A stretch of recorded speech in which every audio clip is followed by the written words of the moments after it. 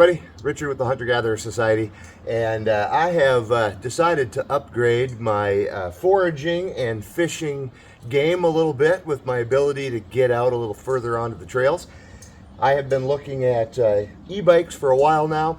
I've ran into some trails after putting on 5 or 6 miles and being tired and hitting some trails that I wanted to explore, and just didn't have the gas anymore. And there's a lot of trails around here, a lot of old logging roads, and I wanted to be able to get out on those, go in 5, 6, 10 miles, be able to come back out real easily.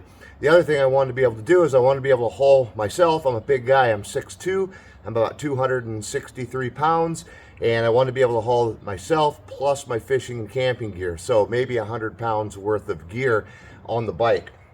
If I'm off-road, I wanted to be able to handle that weight and not have it be a burden. So, you know, I can go with something that can haul 350 pounds, but I'm pushing that real hard. And so I needed something that had a 400 pound plus cargo capacity, that was kind of my target range. I also wanted something that could handle the hills of Western Washington. There's a lot of hills here. They're 30 degree, 40 degrees. And I wanted something that would go up those and handle those easily and not drain out the battery super fast. I want to be able to ride back in maybe 10 or 12 miles or 15 miles, and I want to be able to come back out easily, even carrying myself, my weight, and handling those hills. So I was doing a lot of research online, looking at a lot of different bikes. The other thing I didn't want to do is I didn't want to spend thousands and thousands of dollars. I looked at bikes anywhere from $5,000 to upwards of $20,000 that had the components I wanted. One of the other elements that I wanted was the ability to switch from rear-wheel drive to an all-wheel drive system. Again, that's about handling those hills. So rear-wheel drive, flat terrain, I'm going to get better range out of the battery. And the all-wheel drive, I'm going to handle the hills, but it's going to drain the battery a little bit. I want a dual motor, something that, again, for handling those hills and off-road. I couldn't really afford the center hub bikes, the center motor bikes, so it had to be rear, but the all-wheel or the dual motor gives me a motor on back. So this is the Wuke H9. This is the one I decided to go with after a lot of different, a lot of research done. This one is a dual motor, so it's 1,000 up on the rear, 750 on the front. This does have an upgraded battery, so I did upgrade to a 60 amp. I really like that because I've ridden it twice now, and I've barely touched the battery, and I've done it on the hills around the house, which are pretty steep.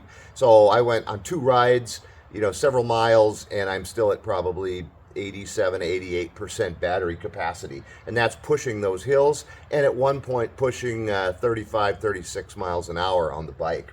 So this does have the dual motor. It is all-wheel drive, so I can switch between front wheel for the trails, rear wheel for distance, and all-wheel for the hills.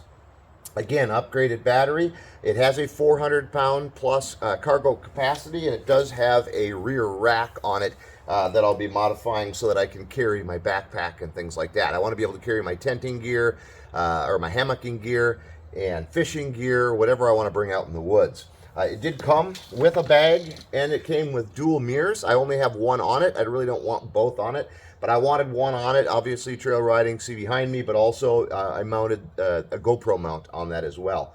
The bag, it could mount on the rear rack, but again, I'm going to want to keep that loose for a rack for my backpack or a cooler or whatever whatever I want to strap on and bring with.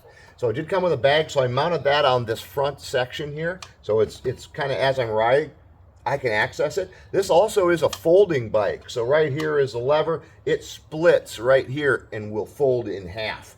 And not as critical to me, but I do like that ability, especially if you're going to be going camping or something like that. You're going to put it on a trailer, or maybe you want to put 2 on a hitch rack.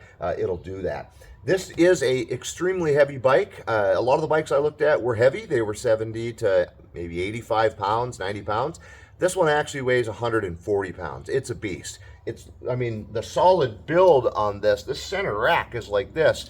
The solid build on this is impressive, but that comes with a lot of weight. So I did order a hitch rack for this with a ramp built in. That way I can just drive it up on that. I was going to put it in the back of the pickup bed, but I wanted something simple. I want to be able to pull up, get it off and on real easily, and then something I can take off and put up in the garage. So that rear truck rack, hitch rack, will do that. So I've had this thing on now. You know, I didn't do an unboxing video. You saw the picture of it hanging. So what we did, you can see the box kind of back here. It's a massive box. This thing comes 85% assembled. I do not fix things. That is not my skill set. So I needed something very easy, and these come 85% assembled. So I had my neighbor assist me. He had a couple pulleys on the garage. We pulled it up, lifted it up out of the box. That was just to get the box out from underneath it. And then while it was hanging, so we didn't have to bend down, we pulled off all the accessories that were zip tied to the bike. So we pulled all that off, stripped it all off. Then we took the bike, dropped it down on a blanket, flipped it upside down so that we could put the wheels on and connect everything. Very, very easy to do. Again, I mean, there was a couple moments where we had to use the manual, but overall it was pretty self-explanatory. Once I got it assembled, I did have to charge the battery. It showed 80% or 79%. However, it literally, when you unplugged it, it would shut off. And so we decided just to plug it in and see. It was probably a false showing on the battery, and it was. So I charged it to a full charge overnight, and the next day it worked perfectly. I have had this out 2 times. I have yet to take it on any real trail riding, although I did have it on a short stretch of trail. But I have had it on the roads. I've tackled the steep hills around this house, which again are upwards of a mile long and 20 to 30 degree pitches, with a couple being maybe even just a hair steeper. I've done it on pedal assist. And let me tell you, if you're worried about, oh, I don't want an e-bike because maybe I won't get any exercise, I'll be just tootling around like a moped, that's an option, right? So I turned it down to pedal assist 1. This has 5 levels of pedal assist. Going up those hills, I had to crank it up to 3 or 4, even 5, depending on that pitch, so that I didn't have that much trouble getting up the hill. I haven't ridden a bike in years, I will confess. Even with the hiking I do, my legs for this type of thing are out of shape. And so, but with pedal assist, I was able to climb those hills no problem. Matter of fact, the first time I did it on like pedal assist 1 or 2 on rear wheel drive only, and was able to get up the hill without much trouble. When I did it with the all-wheel drive, much easier, went right up the hill about 9 or 10 miles an hour. On a flat road, this thing is brand new, so there's a break-in period. They say the top speed of this is in the low 40s.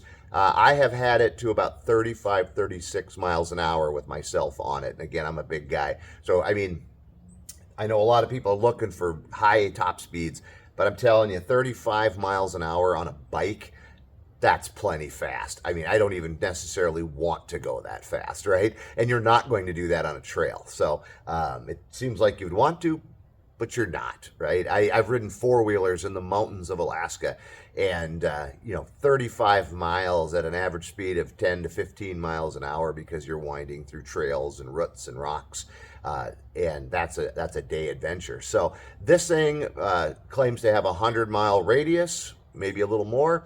We'll see what it has with me on it, gear in the hills. But right now, like I said, I've probably got about 10 miles on it, and it's barely touched the battery, and running those steep hills and running those hills without all-wheel drive half the time, which again, that drains a lot of battery. So so far, I'm super impressed with this bike. It is easy to figure out. Like I said, I wasn't sure how to switch between all-wheel, front wheel, and rear wheel. The display is super bright, super easy. It does come with dual brakes, so I believe they're hydraulic brakes or disc brakes. I don't know what they are.